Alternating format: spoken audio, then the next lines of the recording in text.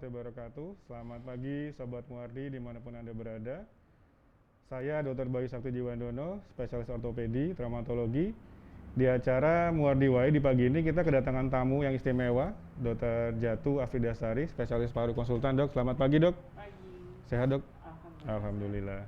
Jadi hari ini kita akan membahas tentang suatu penyakit tuberkulosis, atau mungkin para pemirsa yang lain sudah tahu mengenai singkatannya, yaitu TBC.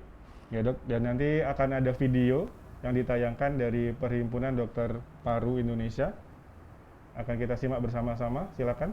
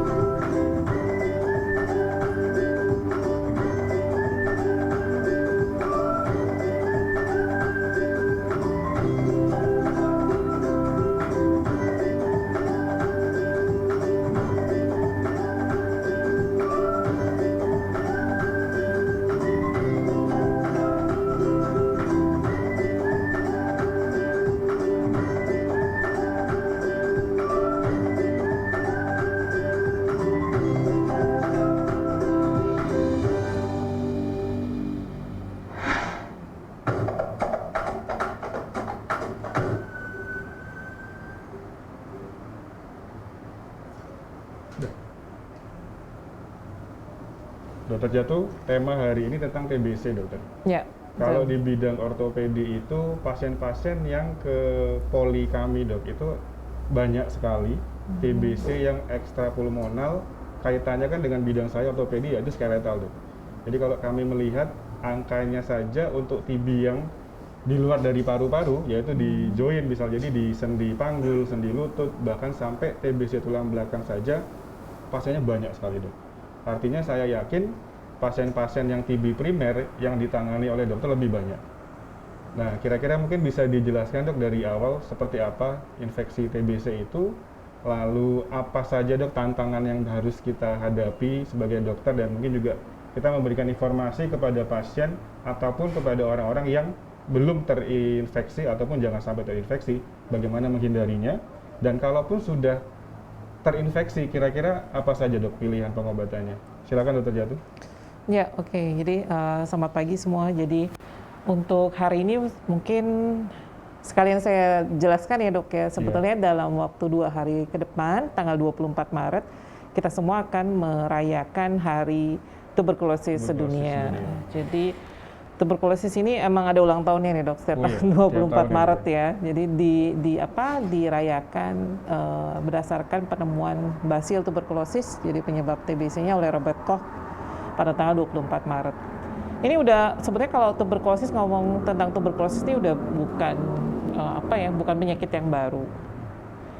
Sudah lama sekali kita berkecimpung dan juga bersinggungan dengan tuberkulosis ya. Sudah 3,5 juta tahun yang lalu, mulai dari pertama kali ditemukannya tuberkulosis. Jadi sudah jutaan tahun yang lalu sampai sekarang kita masih harus berhadapan dengan tuberkulosis. Ya. Nah, banyak yang mungkin tidak tahu kalau tuberkulosis ini seperti tadi yang tadi dokter sampaikan, ada juga loh yang di luar paru-paru ya kan. Jadi memang tuberkulosis ini kan nggak cuma menyerang paru saja, tapi juga bisa ke luar dan sendi, paru, semuanya ya. Jadi tulang, sendi, kemudian ke kelenjar, kemudian juga ke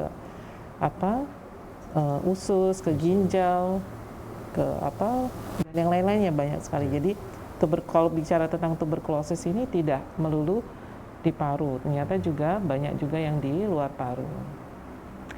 Nah, 3,5 juta tahun yang lalu terus kita ngapain gitu kan? Karena sudah lama sekali sampai sekarang kok masih ada aja, sedangkan saudaranya nih yang sefamili deh, Mycobacterium lepra kita udah nggak ada ya.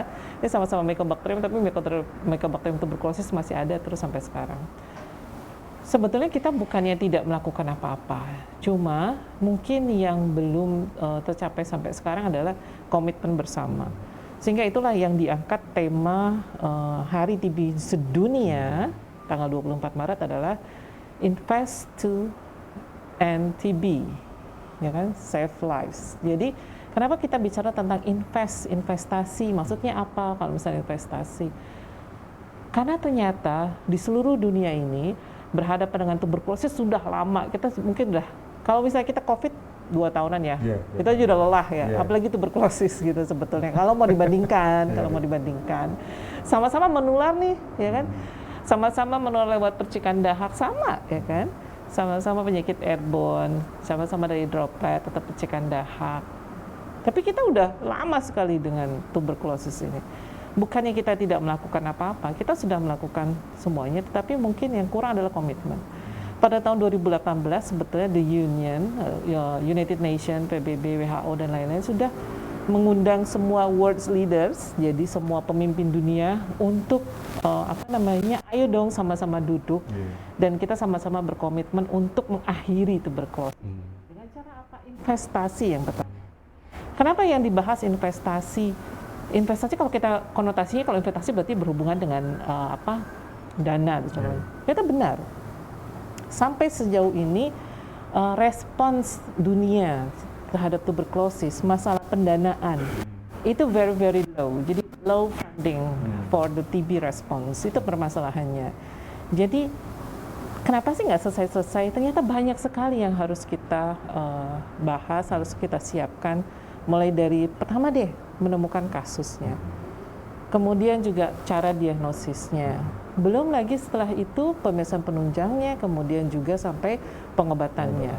Berapa banyak yang harus kita siapkan untuk satu pasien yang didiagnosis tuberkulosis dan akhirnya dia bisa sampai sembuh. Jadi tema yang diangkat adalah Invest to End TB, Save Lives. Dengan cara itu yang diharapkan adalah kita bisa menyelamatkan banyak nyawa. Kenapa banyak nyawa? Tuberkulosis memang berbahaya. Sampai sekarang dia masih menyumbang angka kematian yang cukup tinggi ya, tuberkulosis. Jadi itu yang juga menjadi perhatian. Dan sebetulnya seluruh pemimpin dunia itu sudah diingatkan Desember 2022 nantinya untuk sama-sama buktinya mana nih untuk investasi TB-nya. Nggak cuma masalah funding, tapi juga hard work, energy, emotional, determination, dan lain-lainnya. Jadi memang semua harus sama-sama dan semua punya peran, nggak cuma dari medis. Jadi semua punya peran dan kita memanggil semua yang berperan untuk sama-sama mengakhiri tuberkulosis. Desember tahun ini dok itu? Ya itu deadline nih. The world leaders harus Desember 2022 nih harus memutuskan gimana ini untuk investasi TB-nya. Ya. Tinggal beberapa bulan lagi dok. Iya. Lalu mungkin bisa ini dok ya, sambil kita memberikan insight atau pengetahuan kepada pasien. Dulu itu kan dianggap bahwa TBC itu hanya ada di negara-negara yang agak terbelakang secara ekonomi ya dok. Ya. Kira-kira kalau sekarang dok, situasi epidemiologi itu apakah masih seperti itu atau ada perubahan polanya dok? Ya, jadi kalau kita lihat trennya negara penyumbang tuberkulosis, kita posisi ketiga. Ketiga sedunia dok ya? Sedunia. Jadi masalah tuberkulosis ini kan communicable disease ya. Jadi pasti dia akan lebih banyak pada negara-negara yang penduduknya banyak. Penduduknya padat. Ya. Kita tuh tiga ini kejar-kejaran aja, India, Cina, Indonesia, tuker-tukeran tempat aja. Tapi sampai sekarang alhamdulillahnya nggak pernah kita nomor 1. Yeah. Paling tinggi nomor 2. Itu juga ya ampun, itu juga nomor 2 loh kita gitu. Dan sekarang yang terakhir kita nomor 3. Kejar-kejaran aja, India, Cina, Indonesia. Paling tuker-tukeran itu doang ya. Jadi masalahnya bukan cuman masalah negara-negara yang kurang berkembang atau tidak berkembang, nggak cuman itu ya. Cuman intinya adalah karena tuberkulosis ini kan communicable disease juga. Jadi semakin banyak penduduknya maka akan semakin tinggi juga angka kemungkinannya untuk terjadi tuberkulosis. Jadi bukan masalah di Eropa nggak ada. Di Rusia nggak ada. Cuman angkanya lebih rendah dibandingkan kita di Indonesia. Kita lihat sendiri kan Indonesia, India, Cina populasinya banyak sekali. Lalu untuk diagnosa dokter, mungkin sekilas bisa kita berikan informasi kepada pasien, itu mencakup pemeriksaan apa saja dok? Ya, jadi kalau misalnya sekarang sebelum diagnosis mungkin gejala dulu ya, mungkin yang gejalanya kadang kan ada yang mirip-mirip sama penyakit yang lain ya. Karena tuberkulosis ini a great imitator in everything. Jadi dia benar-benar bisa mirip penyakit yang lain, baik dari gejala, baik dari ronsennya ya. Cuma yang perlu diperhatikan gejala ini kan pasti kalau TB atau TBC ini gejalanya lama dalam artian dia nggak cuma batuk 3 hari, TBC ini enggak ya. Jadi memang batuknya lama sifatnya, kemudian berdahak ya kan, kadang ada batuk darah, bisa juga tidak, kemudian kadang disertai sesak nafas, kadang disertai nyeri dada ya kan, dan pasti ada penurunan dari berat badan, kemudian juga nafsu makannya menurun, banyak aktivitas tapi terus kok berat badannya juga nggak naik, misalnya banyak makan nggak naik-naik atau nafsu makan mulai menurun, nah itu hati-hati. Keringat malam misalnya ya, kadang itu yang paling khas, walaupun tidak semua tuberkulosis pasti muncul semua gejala itu. Nah, yang masalah diagnosis, gimana sih cara taunya kita benar-benar sakit TBC apa enggak? Sebetulnya yang paling bisa membedakan adalah pemeriksaan bakterinya. Karena kan penyebabnya bakteri. Nah, ini mungkin yang harus kita sama-sama ingatkan lagi bahwa kalau untuk bisa mengidentifikasi atau mengenali atau bisa memastikan ini beneran TBC atau bukan, karena TBC disebabkan oleh bakteri, maka yang diperiksa adalah pemeriksaan bakterinya. Dari mana bakterinya? Kalau dari paru bisa dari dahaknya. Kalau misalnya dari cairan yang lain bisa nggak dok? Bisa. Cairan dari cerebrospinalis misalnya ya. Kemudian dari jaringan. Kalau dokter Bayu mungkin ada curiga juga, bisa dari jaringannya kita ambil. Dan sekarang ini kan bukan hal yang sulit untuk menemukan bakteri tersebut. Dari dulu ya, Ziehl-Neelsen dulu pakai pengecatan. Sekarang pengecatan sudah tidak lagi dijadikan diagnosis awal, tapi hanya sebagai evaluasi pengobatan. Jadi sekarang kita sudah punya tes cepat molekuler yang berdasarkan PCR, dan itu di seluruh kota, kabupaten sudah tersebar. Sudah tersedia dok ya? Banyak, tersedia ratusan ya sampai sekarang. Jadi yang permasalahannya sekarang bisa nggak sih kita melakukan pemeriksaan itu? Harus punya alatnya enggak? Enggak harus punya alatnya, tapi punya akses. Yang penting punya akses. Jadi di Solo sendiri kan juga alat tes cepat molekuler ini ada di 3 rumah sakit ya. Nah, semua puskesmas di Solo Raya itu bisa mengirim ke 3 rumah sakit ini. Jadi tidak harus setiap puskesmas punya, enggak. Lab ada yang punya enggak? Ada sebagian ya. Apalagi yang di Jakarta segala macam tuh mungkin lab juga sudah punya. Tapi intinya alat ini sudah tersebar banyak, dan yang penting kita punya akses. Kalau untuk diagnosis, pengen tahu nih beneran saya punya TBC apa enggak, yang diperiksa adalah kalau paru, TBC paru berarti dahaknya. Kalau yang di luar paru bisa jaringannya. Misalnya kelenjar, ya kita bisa minta bantuan teman sejawat untuk ngambil, kemudian kita periksa tes cepat molekulernya gitu. Dari dokter ortopedi juga bisa dari jaringan, dok. Iya, Dok. Atau dari dokter syaraf bisa dari cairan cerebrospinalnya. Seperti itu. Jadi harus memang betul-betul bisa mengidentifikasi di beneran apa enggak sih dari kuman. Baik, dokter. Oke, selanjutnya kita lanjutkan ke pertanyaan, dok. Dari Instagram, pertanyaan dari pradana.isus. Dok, apakah penderita TBC itu selalu memiliki gejala keluar darah saat batuk, dok? Ya. Oke, Mas Pradana ya. Jadi tidak harus TBC itu gejalanya keluar darah saat batuk ya.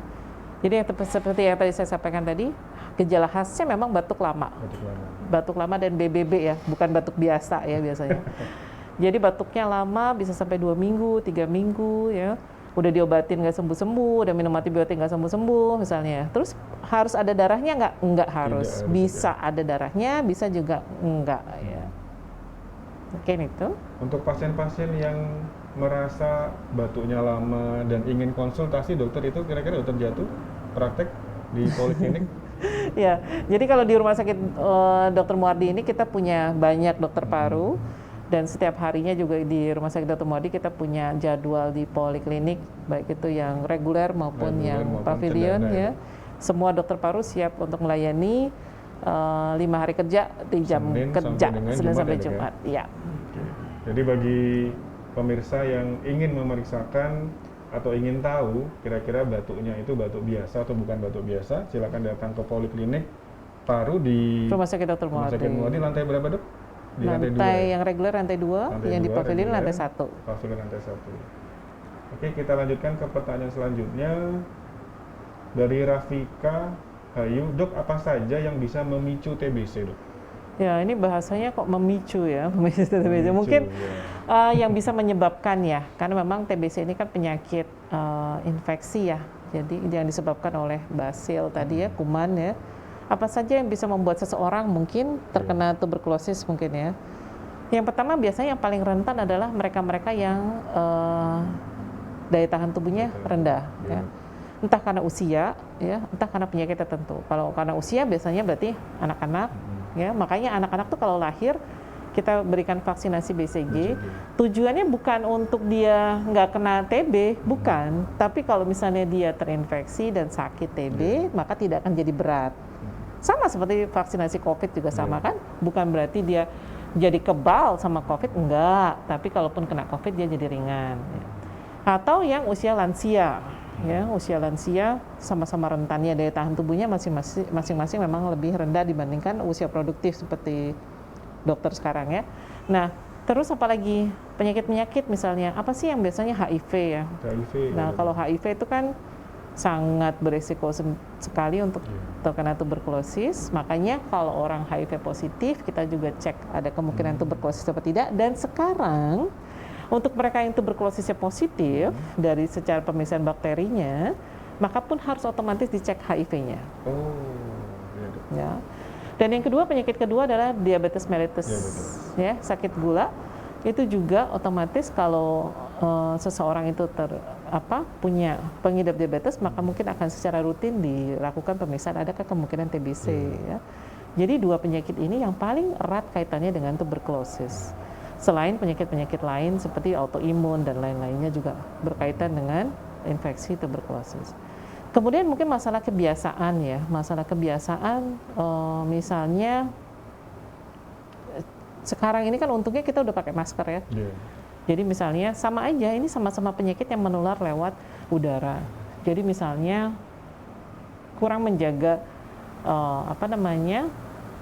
protokol kesehatan bisa juga ya. Kita nggak pernah tahu yang satu lift sama kita, yang satu angkot sama kita, yang kemudian batuk dan dia sakit TB dan belum diperiksa juga bisa sewaktu-waktu kalau saat kita status imunnya lagi turun juga kita bisa terinfeksi. Walaupun tidak semua orang yang terinfeksi TB ini jadi sakit. Enggak. Nah itu jadi masalah ya. Jadi ada bedanya. Apakah semua orang yang misalnya terkena atau masuk tuh si kumannya, terus kita jadi terinfeksi kan statusnya betul. Tapi terus jadi otomatis sakit nggak? Enggak. Nah, kita masih punya daya tahan tubuh kita sendiri. Jadi hanya 10% mereka yang terinfeksi akhirnya jadi sakit. Sisanya ini ya masalahnya. Jadi kenapa juga sampai sekarang TBC ini 3,5 juta tahun yang lalu sampai sekarang nggak habis-habis. Kenapa? Karena mungkin saat ini kita medis selalu berpikir ke hilir. Konsentrasinya ke mereka yang sakit TB. Salah nggak? Enggak, betul dan sangat betul sekali bahwa kita harus berusaha untuk mengeliminasi TB ini dengan mengobati mereka yang sakit sampai mereka sembuh. Nah, tapi permasalahannya apa? Mereka yang terinfeksi TB ini tapi tidak jadi sakit, jumlahnya jauh lebih banyak sekali. Jadi kayak fenomena gunung es. Yang kelihatan yang sakit doang. Tapi yang di bawah ini, yang kita sebut TB laten tuberkulosis, banyak sekali. Dan mereka yang tuberkulosis laten ini bisa jadi bom waktu. Karena sewaktu-waktu mereka bisa jadi sakit dan aktif. Sehingga yang harus diperhatikan sebetulnya nggak cuma di hilir aja. Makanya sekarang praktisi kesehatan di seluruh dunia, ilmuwan, saintis, dan lain-lainnya, itu mulai juga sekarang berpikir laten TB ini harus juga kita perhatikan gitu loh. TB laten ini harus diperhatikan. Nah, jadi sampai senior saya juga bilang kalau misalnya, tapi khusus untuk TB laten, itu tidak semua orang langsung diperiksa lah ya. Jadi mereka-mereka saja yang beresiko. Siapa aja, termasuk kita, petugas kesehatan. Ya.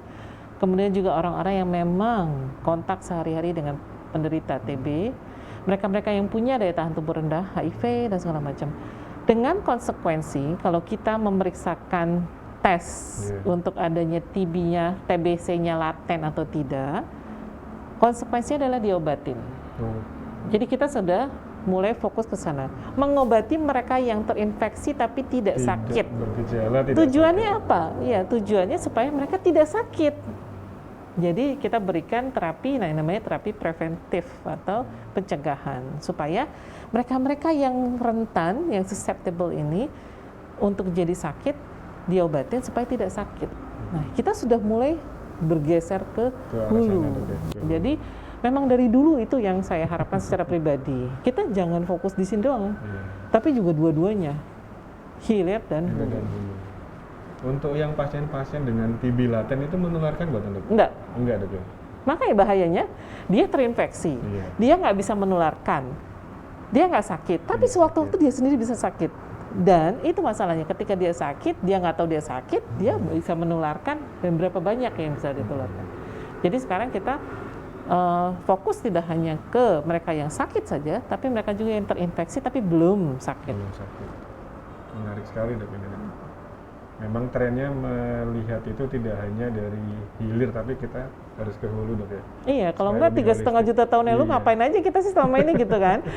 Benerin yang di belakang doang, ternyata yang di depan masih banyak dan lebih banyak gitu kan. Hampir dikatakan mungkin sepertiga populasi dunia TB laten. Bayangkan, iya bayangkan, katanya sampai segitu angkanya prediksi. Dan semua itu seperti bom waktu. Bom waktu dok. Ya semoga kita semua sehat selalu, dihindarkan dari berbagai macam penyakit. Lalu untuk pengobatan dok, kan masyarakat mungkin bertanya-tanya, kenapa kok harus sampai berbulan-bulan? Iya. Nah, itu gimana dok? Ini juga banyak pertanyaan, kenapa sih kalau misalnya sama-sama kuman kan dok, kenapa sih ada yang cuma 7 hari, 10 hari, sama-sama radang paru loh dok, dibilangnya sama nggak sih? Sama, radang paru juga. Tapi bedanya ini kumannya. Kumannya, bakterinya ini bukan bakteri biasa, makanya batuknya bukan batuk biasa, bakterinya juga bukan bakteri biasa. Sifat bakterinya yang membuat dia tidak bisa dibunuh oleh satu antibiotik saja. Dan sifat bakterinya yang membuat dia tidak bisa dibunuh, dimatikan dalam satu periode waktu saja. Jadi ada 2 periode waktu, jadi kita berikan fase aktif atau intensif ya, kemudian fase lanjutan. Ada 2 fase, 2 bulan yang fase intensif, 4 bulan fase lanjutan. Jadi kenapa begitu? Karena sifat bakterinya, dia nggak bisa seperti bakteri yang lain. Kalau bakteri yang lain dari 1 jadi 2, 2 jadi 4, 4 jadi 8, 8 jadi 16, itu dalam waktu detik. Jadi kenapa jadi gejalanya akutnya khas? Oh batuk sesek, kemudian batuk, sesak, batu darah segala macam itu sewaktu-waktu 2 hari, 3 hari. Itu khas sekali untuk radang paru yang disebabkan oleh bukan karena TB, misalnya karena virus, bakteri yang lain. Tapi kalau TBC enggak, kenapa?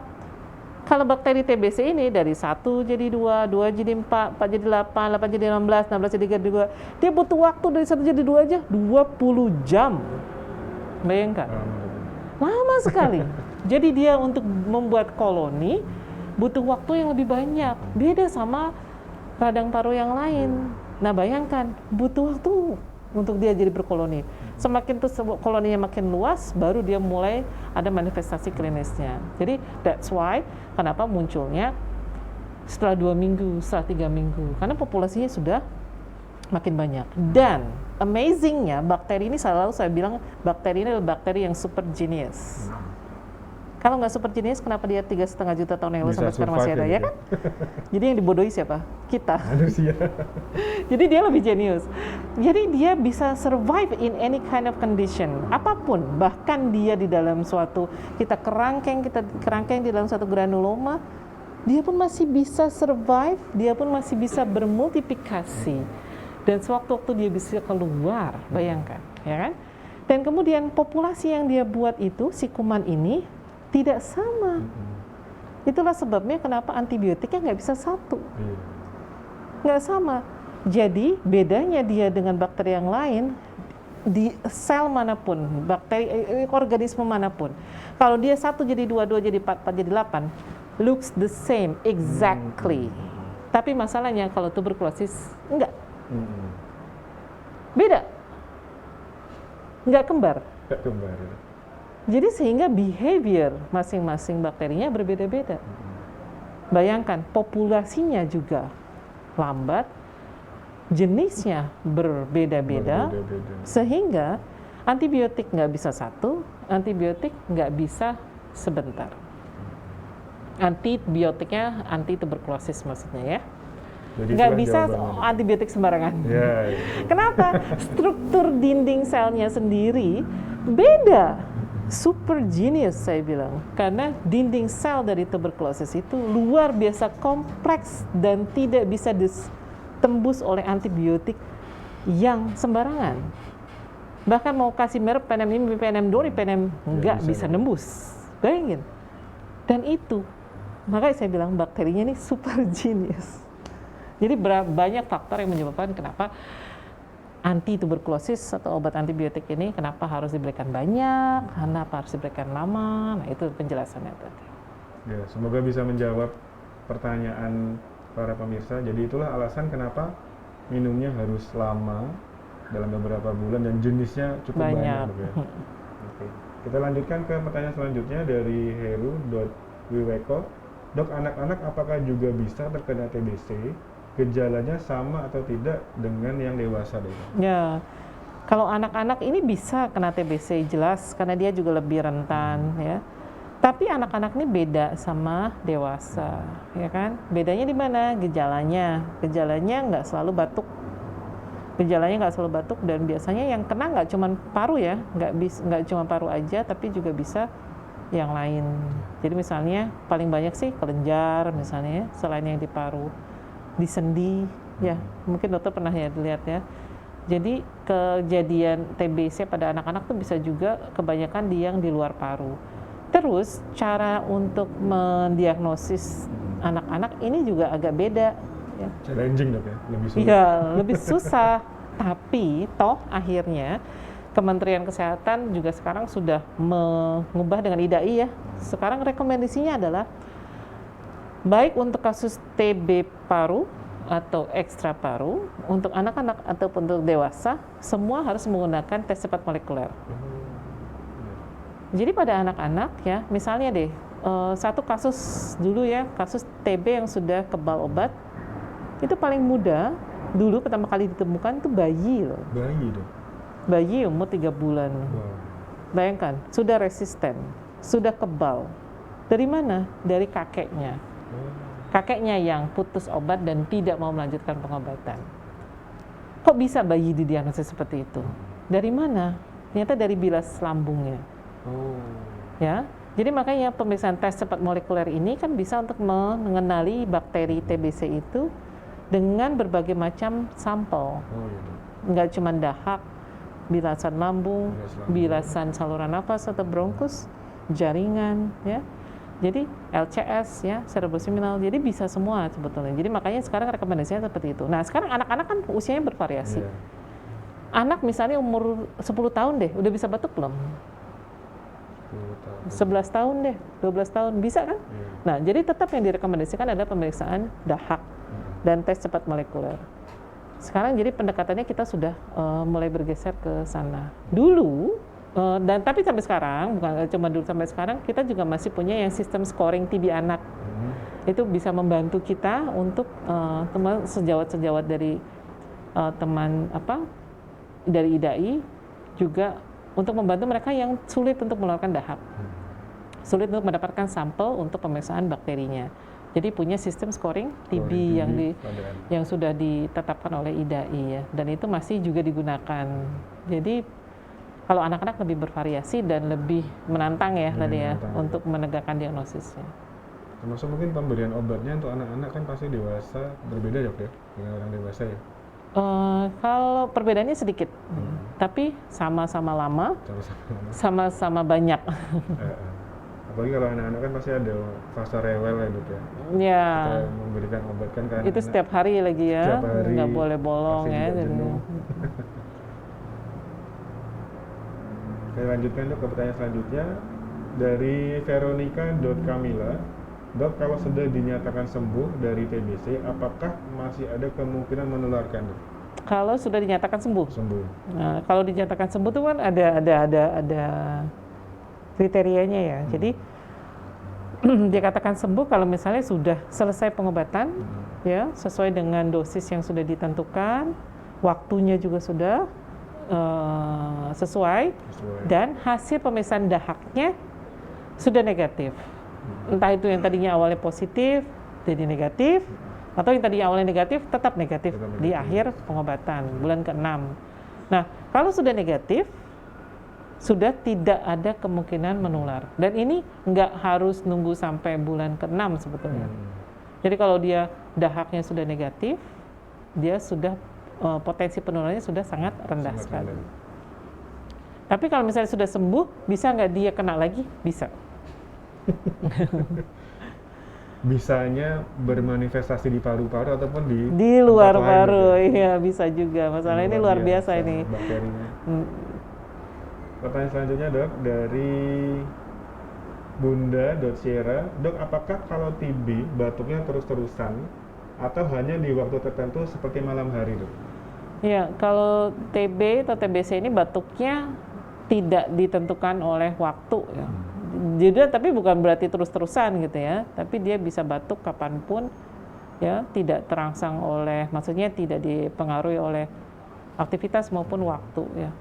Tapi bukan berarti terus-terusan gitu, nggak bisa. Kalau misalnya batuknya terus-terusan bisa jadi mungkin bukan karena TB juga, bisa jadi alergi atau apa ya. Ya kalau TB batuknya yang jelas lama ya. Dan intinya adalah batuknya BBB tadi dok ya? Bukan batuk biasa. Lalu kita lanjutkan ke pertanyaan dari Facebook. Assalamualaikum Dr. Jatu. Waalaikumsalam warahmatullahi wabarakatuh. Saya penyintas autoimun dan punya riwayat bronkitis dokter. Apakah bronkitis ini termasuk radang paru dok? Kalau batuk kadang sampai dahaknya berdarah. Sudah cek dahak hasilnya negatif bukan TBC, tapi bisa dari bronkitisnya. Apa bronkitis bisa sembuh dok? Saya ada asma juga. Cukup kompleks. Terus dok, ya? Bawahnya nih ada lagi ini. Sama ya? Sama ya. Umurnya 50 tahun. Apa bisa mudah termanifestasi kena TBC dokter? Ya. Jadi kalau bronkitis itu bukan radang paru, tapi radang saluran nafasnya. Bisa nggak batuk berdarah? Bisa banget, ya. Jadi batuk darah itu nggak selalu asalnya dari paru, nggak harus dari TBC ya, dari radang saluran nafas juga bisa. Kemudian sudah cek hasilnya negatif, bukan TBC. Bisa dari bronkitisnya? Bisa, ya. Bronkitis bisa sembuh nggak? Sebetulnya bukan masalah sembuh nggaknya ya, namanya peradangan, itu biasanya ada yang mencetuskan. Jadi Yang bisa adalah mungkin dikendalikan supaya kita tidak kembali tercetus gejalanya, supaya tidak muncul terlalu sering dan lain-lain. Jadi bukan berarti bisa sembuh total, tapi bisa dikendalikan ya. Apalagi kalau bronkitis ini yang sifatnya ada kronik.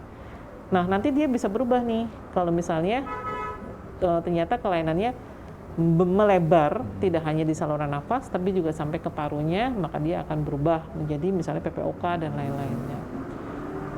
Apakah ini bisa mudah termanifestasi kena TBC? Semua orang sebetulnya, apalagi mereka dengan status imun yang rendah ya, yang kurang baik, itu sangat mudah untuk bisa terkena TBC. Jadi kalau saran saya untuk Mbak Wina ya, yang penting adalah menjaga kesehatan. Apalagi kan sekarang untungnya kita dengan COVID ini bisa prokes ya. Jadi pasti pakai masker karena sangat rentan sekali. Cara masuknya kuman TBC itu kan lewat percikan dahak yang masuk ke hidung ya atau mulut kita. Maksudnya masuk terhirup. Dari mana? Dari seseorang yang sakit TBC. Ketika orang yang sakit TBC itu batuk, bersin, berbicara terlalu keras, berteriak atau bahkan bernyanyi. Jadi karena kalau orang nyanyi kan bisa keluar juga tuh percikan dahaknya, nah itu loh bahayanya ya. Jadi konser harus pakai masker. Kalau konser jaga jarak aja dok. Nggak apa-apa nggak pakai masker tapi jaga jarak, nggak boleh deket-deket. Jadi gitu ya Mbak Wina ya. Yang penting jaga kesehatan, obat-obat untuk autoimunnya juga tetap diminum ya. Jaga prokes gitu. Kalau kita bicara dari jenis masker dok, kan ada berbagai jenis, ada yang kain, ada yang masker medis. Kira-kira yang kita bisa rekomendasikan ke masyarakat seperti apa dok? Kalau misalnya untuk masyarakat sendiri sebetulnya masker yang kain ya, sebetulnya masker kain misalnya pun kalau misalnya mau didouble, ini masalah COVID atau TB ya, sama aja sebenarnya sama aja. Jadi sebenarnya gini, saya kembalikan dulu ya. Yang kalau untuk TBC, yang harusnya menggunakan masker adalah yang sakit. Yang sakit. Ya kan? Yang sakit. Dan minimal harusnya yang sakit pakai masker bedah. Harusnya, ya kan? Karena yang berpotensi kumannya ada di orang yang sakit itu, gitu kan. Ya. Nah, kalau untuk bicara tentang COVID, sebetulnya masker apapun sih sebetulnya bebas-bebas saja. Yang penting tapi kalau untuk COVID kan bedanya apa? Harus jaga jarak, ventilasi diperhatikan, ya kan? Kemudian ya itu tadi tidak terlalu intens dengan seseorang di satu ruangan yang tertutup tanpa menggunakan masker. Jadi sebenarnya masker apapun sih sebenarnya kalau sekarang nggak ada masalah ya. Boleh dok ya berarti ya.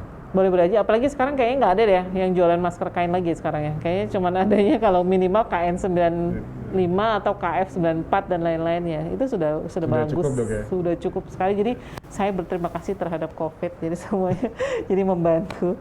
Mereka-mereka yang waktu dulu TBC nggak pernah mau pakai masker dok, sekarang udah otomatis pakai masker.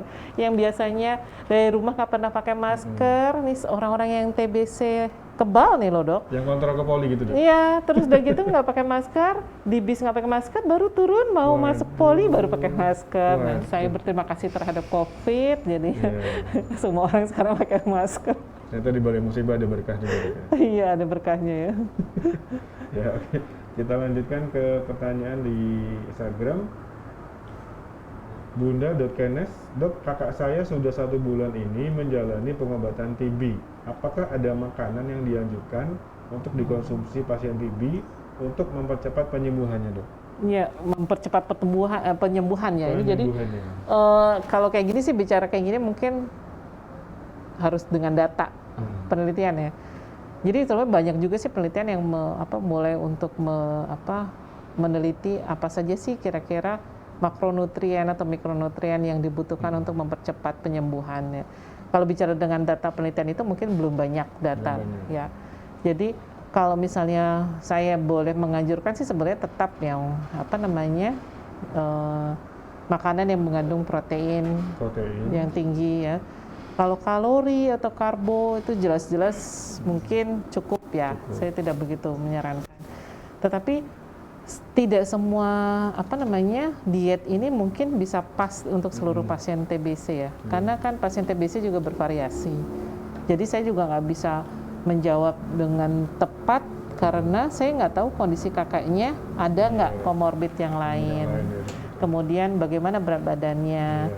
kemudian ada nggak faktor-faktor yang lain yang mempengaruhi ya. Jadi memang bervariasi, tapi intinya adalah yang pertama, kalau untuk mempercepat penyembuhan, minum obatnya dengan teratur, dengan benar dalam artian cara minum obatnya juga harus benar, harus sekaligus pada saat perut kosong atau 2 jam setelah makan, dengan jam yang kalau bisa sama terus ya, tidur cukup, makan makanan yang bergizi, itu saja. Kemudian pakai masker, kemudian buka ventilasi ruangan, biarkan udara dan sinar matahari masuk ya, sirkulasinya baik, itu saja sudah bisa mempercepat penyembuhan. Jadi kalau makanan khusus sebetulnya tidak ada mungkin, karena pasti bervariasi di antara semua penderita TB-nya. Ya. Semoga bisa menjawab pertanyaan dari Bunda Dr. Nes. Lalu kalau kita bicara tentang ini dokter, tentang komplikasi Ya. yang mungkin dokter pernah temui atau sering temui itu seperti apa dok? Ya, yang paling kami sedihkan misalnya pasien-pasien tuberkulosis, mulai dari misalnya tuberkulosis atau TBC yang masih sensitif ya, yang masih bisa diobatin dengan obat-obat yang ada di puskesmas yang gratis ya. Itu yang kami sedihkan kalau misalnya berobat tidak teratur atau berhenti sendiri, akhirnya jadi kebal. Ya kan, jadi kebal. Nah kalau sudah kebal ini yang agak sulit ya dok, karena obatnya jauh lebih banyak sekali dan durasi pengobatan jauh lebih panjang sekali. Dan itu jadi permasalahannya. Kemudian belum lagi seperti kerusakan parunya akibat dia tidak minum obat dengan teratur, atau dia tahu sakit tapi dia tidak datang ke Fasiankes ya, itu yang menjadi masalah. Komplikasinya paru-parunya otomatis ya lebih luas lukanya, banyak komplikasi seperti batuk darah, sesak nafas, kemudian gagal nafas ya. Jadi itu mungkin yang menjadi beberapa komplikasi, atau sampai ada cairannya, jadi kayak yang bilang paru-parunya basah lah atau apa ya. Jadi banyak sekali komplikasi yang bisa disebabkan oleh TBC ini kalau tidak berobat atau berobat tapi tidak teratur. Berarti putus obat gitu dok? Nah itu yang bahayanya ya. Lalu kita lanjutkan pertanyaan dari Facebook. Dari Aulia Idris, dok, pemberian susu apakah akan memicu produksi lendir pada pasien gangguan pernapasan atau TBC? Terima kasih dok. Produksi lendir itu sebetulnya tidak terpengaruh oleh susu ya. Jadi kalau mau malah justru air putih hangat ya. Air putih hangat? Iya, jadi kalau misalnya the best medicine for cough, obat batuk yang paling terbaik, itu adalah air putih. Air putih itu paling baik ya. Karena apa? Komposisi dahak sendiri sebetulnya 80% water. Oh iya. Air ya. Jadi masalahnya itu kalau misalnya mau dikembalikan lagi ke lendir tuh apa sih maksudnya, mungkin dahak ya. Dahak itu komposisinya 80% tuh air. Jadi yang paling baik untuk obat batuk sebetulnya adalah air. Air putih. The best medicine sebetulnya air putih. Tapi kita tuh jarang banget mau minum air putih. Nah, apalagi kalau misalnya air putih yang hangat ya. Jadi saya selalu rekomendasikan mereka-mereka yang memiliki kesulitan untuk membuang dahak atau ada lendir banyak itu, coba deh minum air putih hangat 1 gelas sebelum tidur dan 1 gelas bangun tidur. Lihat perbedaannya selama berapa hari ya. Easy, simple, murah lagi. Nggak harus beli obat batuk sebetulnya. Jadi nggak harus pakai susu. Karena kadang mungkin mitos di masyarakat itu minum susu itu membersihkan paru-paru tuh. Nah itu salah banget. Saya sejak zaman SMP kayak dengar itu deh. Zaman saya kecil juga saya mendengarnya gitu deh. Dikira tuh habis itu bikin bersih gitu ya, nggak bisa. Padahal itu masuk ke saluran makan, bukan ke saluran. Oke, itu yang harus kita luruskan ya dok ya. Jadi nggak ada ngaruhnya ya minum susu. Jadi lebih baik yang simpel dengan air putih hangat. Cukup kalau perlu hangat. Lalu dok, kalau mungkin karena acara kita sudah mendekati akhir, mungkin apa yang bisa kita simpulkan dok, dan harapan kita kepada masyarakat dan untuk koreksi diri kita sendiri kira-kira seperti apa dok?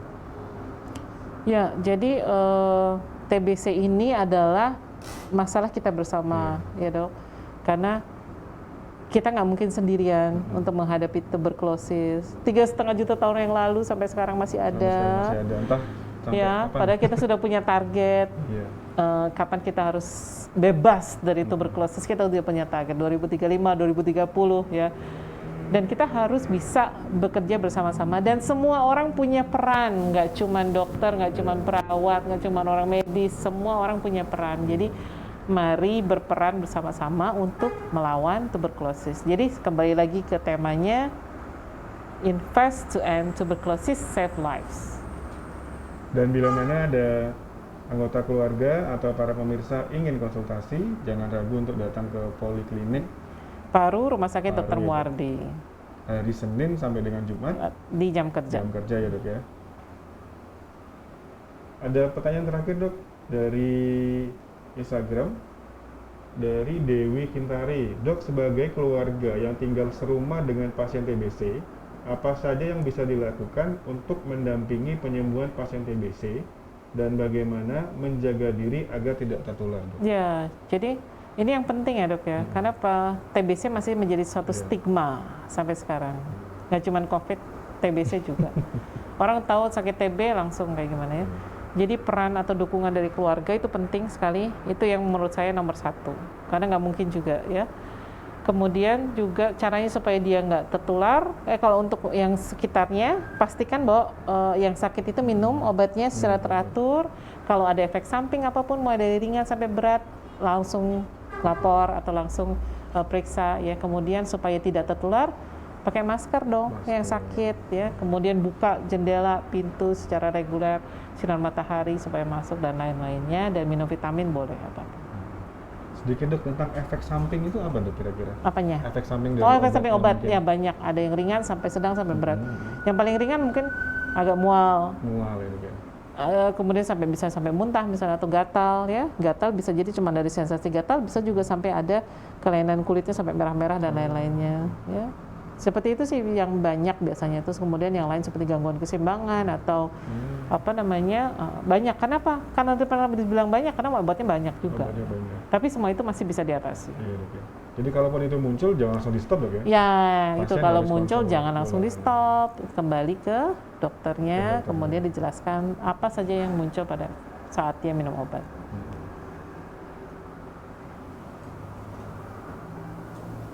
Kepada pemirsa, hasil rekaman live streaming hari ini bisa dilihat dan disaksikan kembali di Facebook dan YouTube RSUD Dr. Muardi. Kita terbatas dengan waktu dok, Ya. mungkin lain kali bisa kita sambung lagi.